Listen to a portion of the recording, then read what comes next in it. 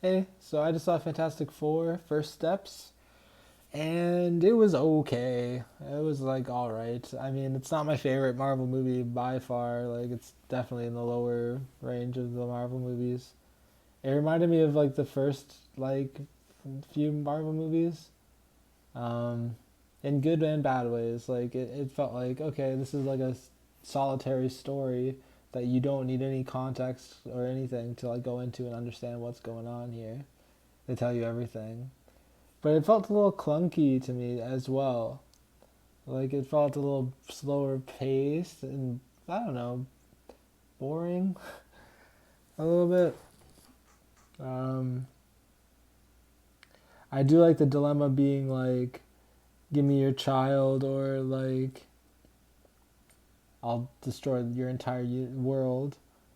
Um, and I felt like that's an interesting dilemma for characters to have in a superhero movie. Is like give up your child or like give up the entire world and how the world responds. Um, to them being like, no, I'm not gonna give you my child, right? Like the world is kind of pissed because they're like, well, what about us, right? I felt like there should have been more. Like the world seemed like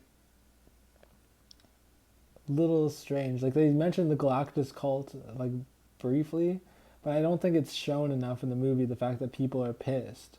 Like people should be throwing things at their windows. Like there should be like getting like having to go into like isolation and not live in their like fucking like massive tower of like residence. They should be like going into hiding a little bit because the world is after them and like wanting to kill their baby and shit. Right? Am I wrong? I don't know. And then at the end, when like it just resulted in like a fight, I was like my eyes glaze over at those things, man. I know it's like what you expect from the Marvel movie. There's gonna be explosions, right? And there's gonna be fights, but yeah, I don't know. The fight was okay. Galactus looked cool for the most part. Like a lot of the shots of Galactus, especially his entrance shot, very cool looking character. Silver Surfer was okay. I do think her like hearing the cries of all the worlds that she destroyed and bringing her to like freak out. I feel like she'd be a little hardened and more cold.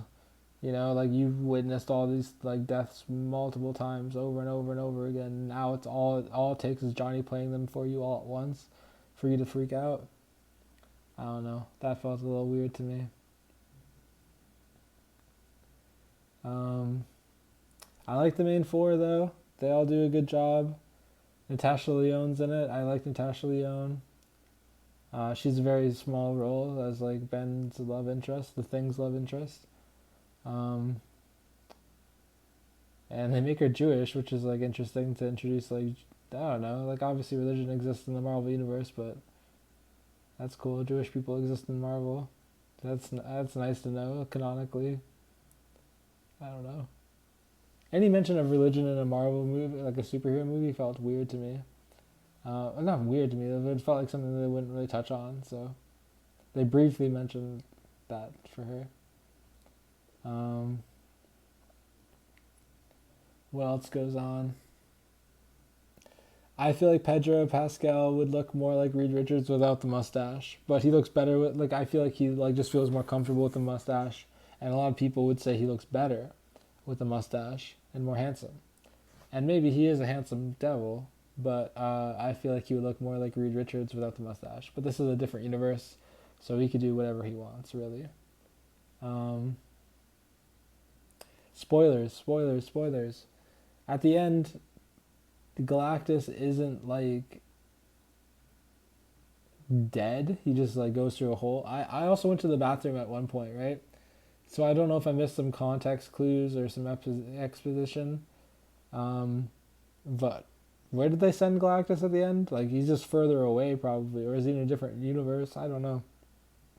Did they just send him to a different universe? Like I don't understand, right? I don't know where Galactus is at the end.